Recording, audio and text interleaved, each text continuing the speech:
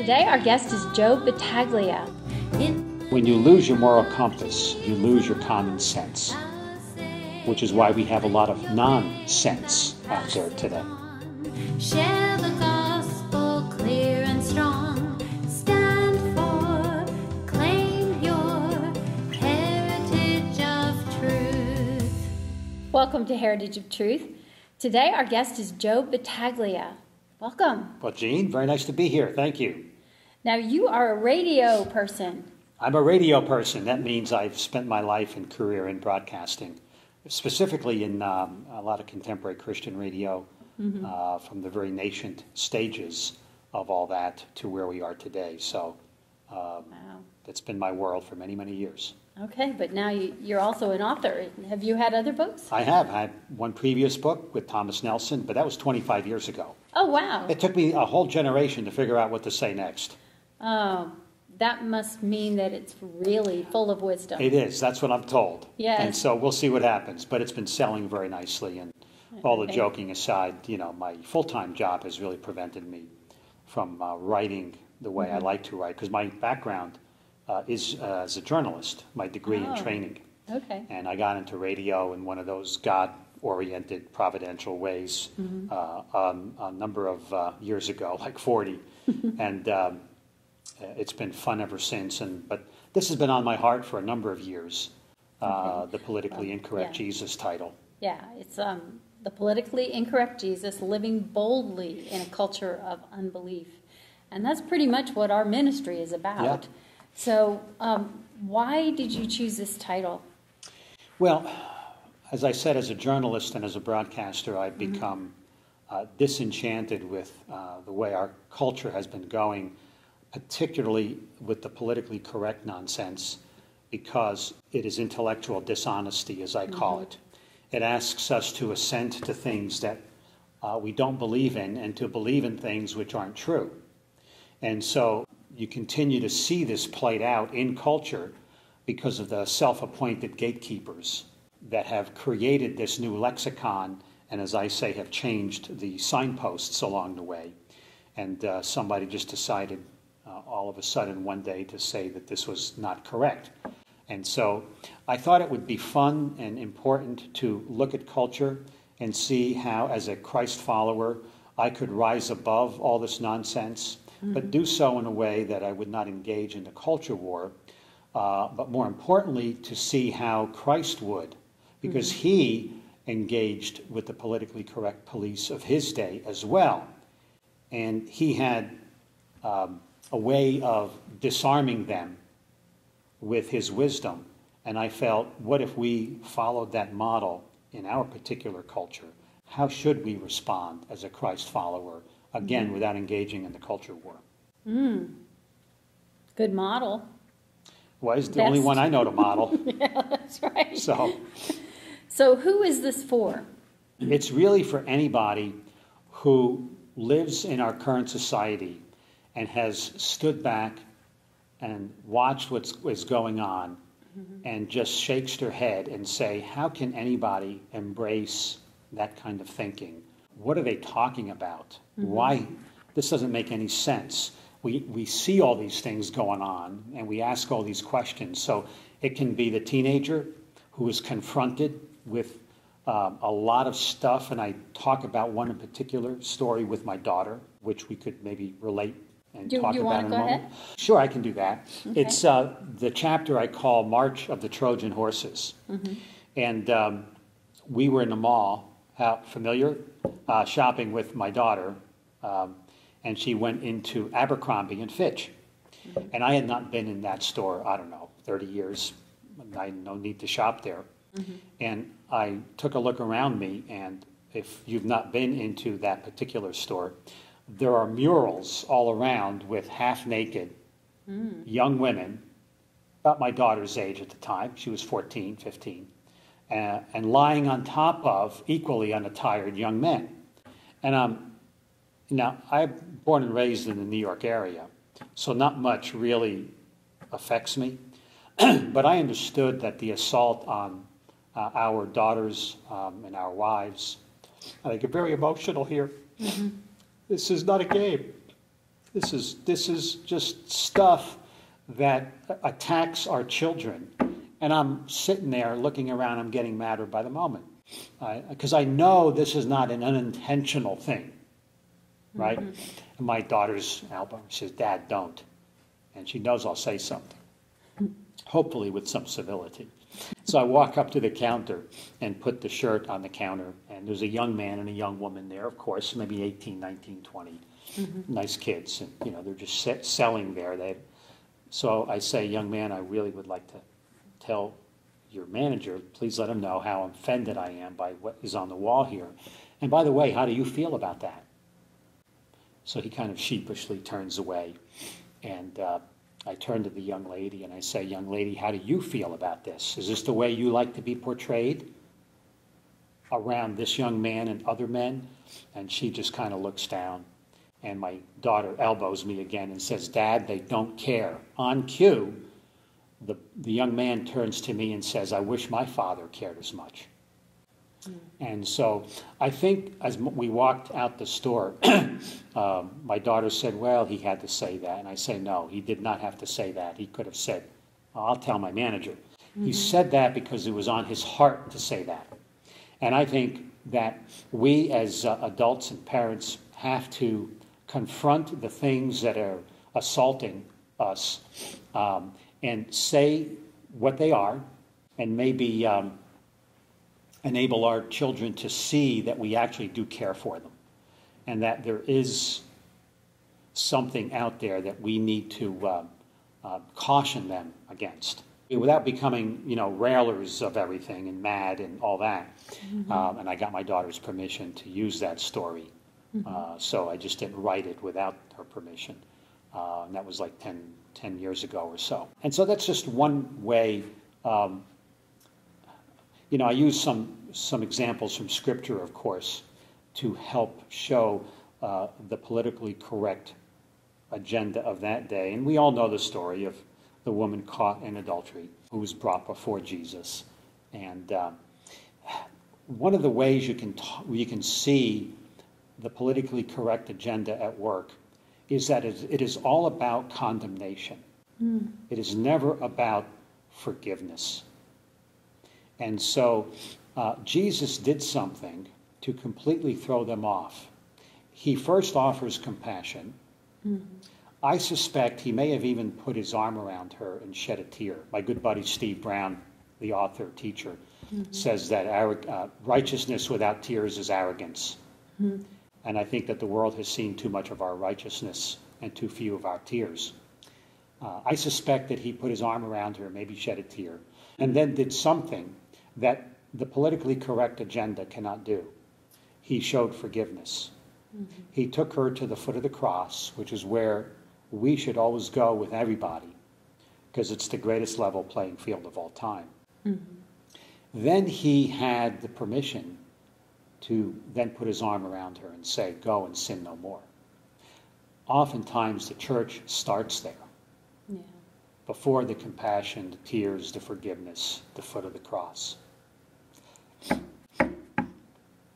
So, today must be a day where I'm really feeling it, but to me that always is an emotional, because I think when you bring a person to that position, it doesn't matter who they are, what they've done.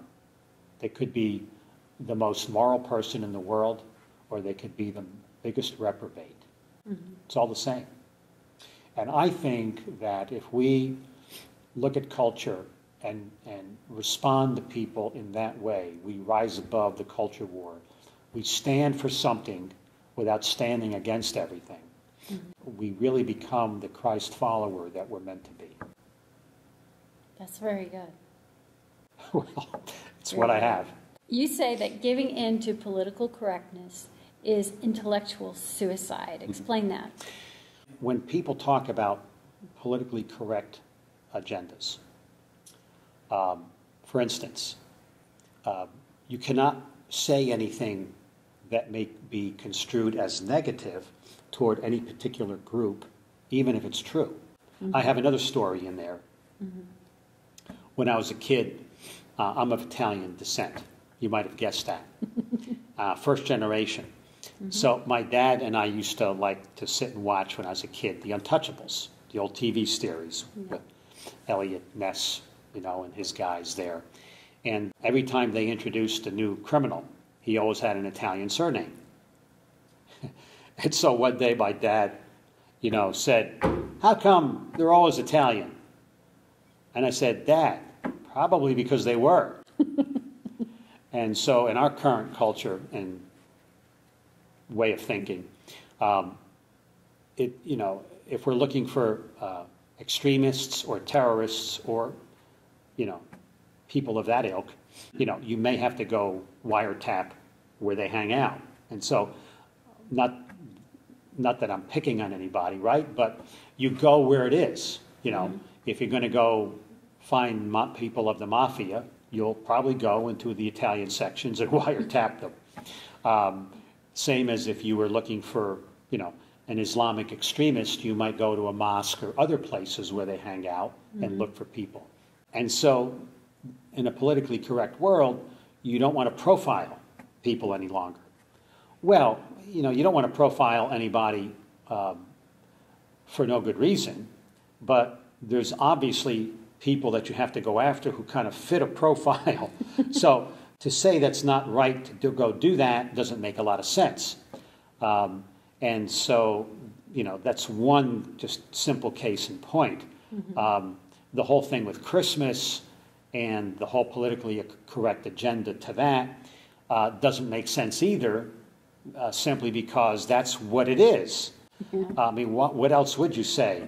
And I find that the whole issue of trying not to offend based on tolerance, the more you remove the symbols of people's heritage and the things that were important to people as they came to this country, and I don't care who you are, right? Whatever symbol that might be, I think it's important to have those symbols in the marketplace so that people are aware of what these things mean and stand for, so that there can be dialogue with people. I remember another story with my daughter at Christmas time.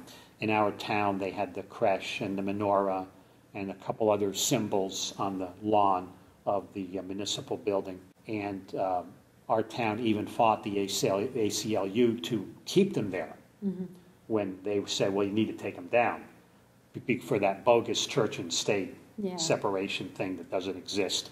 So fortunately it stayed there, and I was able to explain to my daughter, who asked me, what is the thing with the thing that looks like the candle thing? I said, well, that's called a menorah. It represents the 8 days of a miracle. 1 day of oil worth now extends to 8. The story of the Maccabees fighting the oppressors, restoring their kingdom. And that is a teaching point. Right. And it took away any of the mystery. She became more informed about our Jewish friends and their history. And that's the point, whether it's that or some other symbol that you can explain. When you remove the mystery, you remove ignorance. When you remove ignorance, you remove fear. And when you remove fear, that's when you remove intolerance. What the politically correct agenda has done is try to remove the very things that they say they're working to create, and the very opposite happens. And so that's very dangerous. And so they're speaking out of both sides of their mouths when they say these chic words: diversity, tolerance. The more you remove all the things that talk about the diversity of our culture from the marketplace, the more you're going to have more intolerance and more fear, which is exactly why we have more bullying, why we have more hate crimes today than ever before, at least in my lifetime, why you have more of the things that people want to get rid of. That's one of the end results of the politically correct agenda and the nonsense it feeds. I say in my book as well that when you lose your moral compass, you lose your common sense. which is why we have a lot of nonsense out there today. Not nonsense, but nonsense. You stand back and you just sit and say, well, how in the world can people act like that? Is there no shame? Is there no common sense? What's going on? It's because I think God has put into the fabric of the universe. Common sense comes with a moral compass. Definitely. You act in a civil way. You act nice to each other in a sense. You have desire to work together rather than work against each other. One of the clear-cut end results of the politically correct agenda is to create an us versus them society, because because the roots of politically correctness started in 19th century oppressive Europe, and it was formed in order to create the us versus them mentality because they were so oppressed.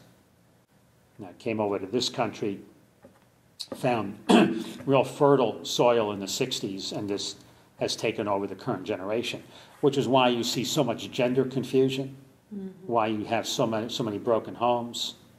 I mean, they're just on and on and on. Bullying. I mean, we never had that when I was a kid to the degree we have today.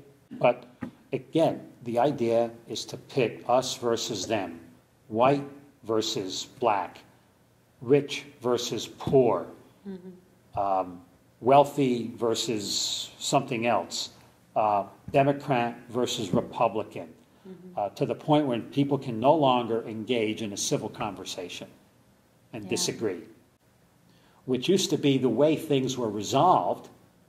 Now it's the way things are not resolved. Right. So all this has subtly come into our culture and society and caused what we are seeing now. And the only thing that will save us from this madness is to restore the common sense that knowing God in the marketplace brings.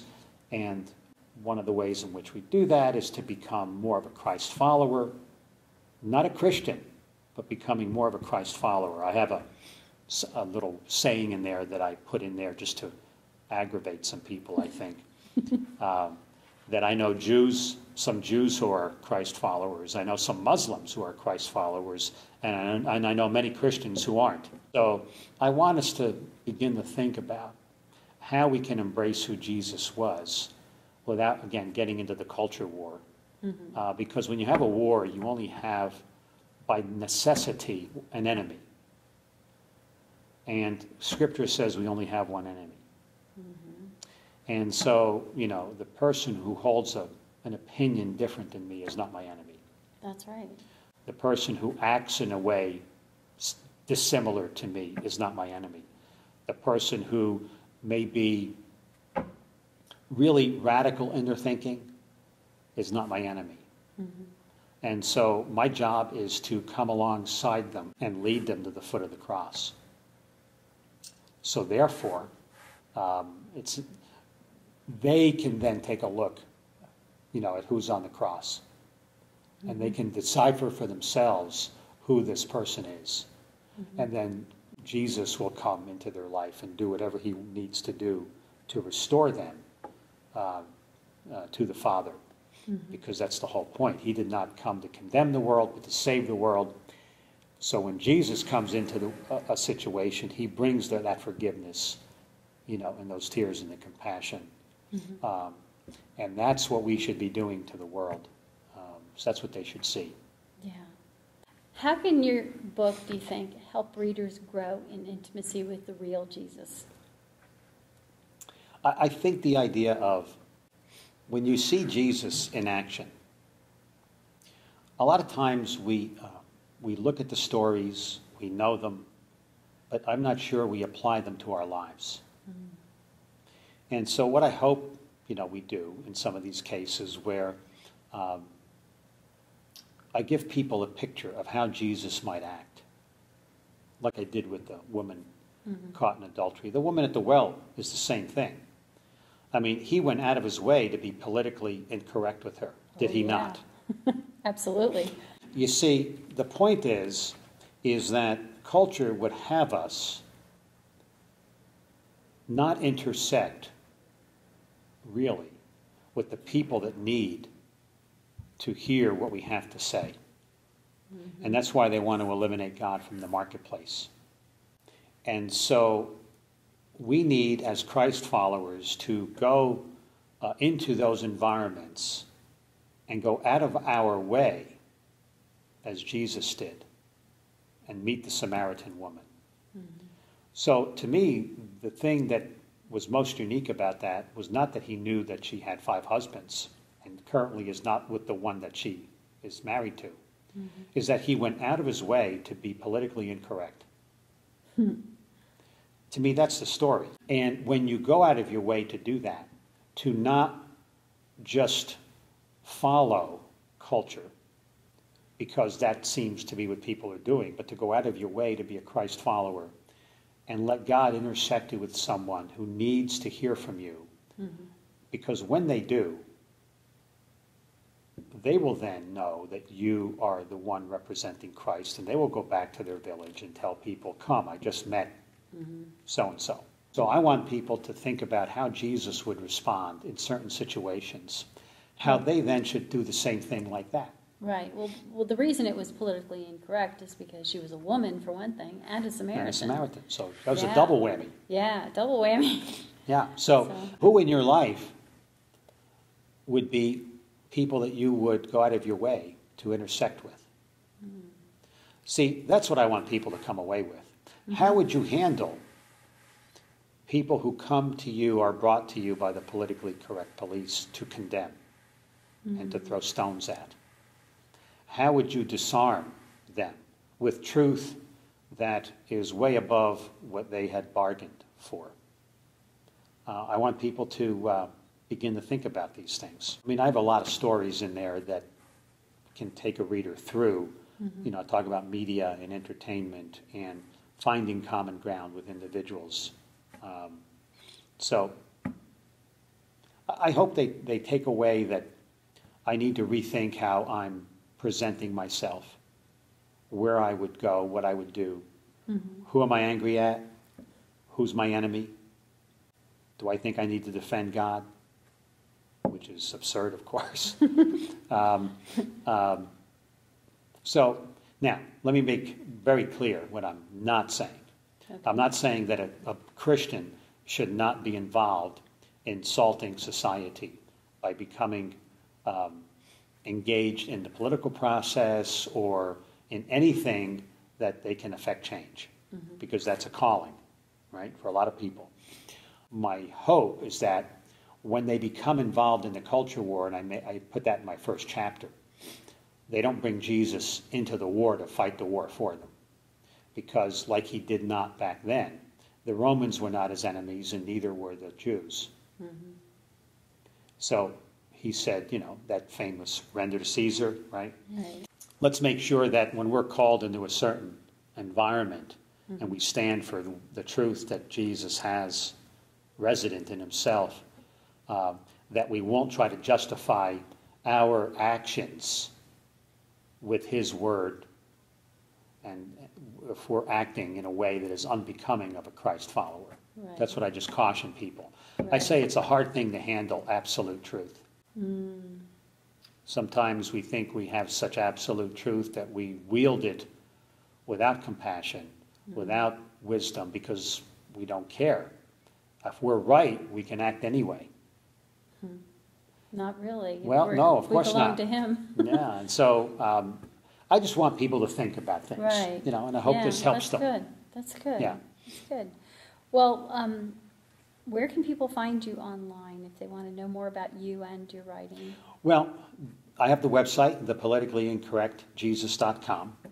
I did an 8-part Bible study from 8 of the chapters. I scoped them, and so if you're doing a home group or Bible study for at home, or maybe a Sunday school class, and you want to talk about Jesus in culture, this would be a good way to do it. You can just download it. It's free.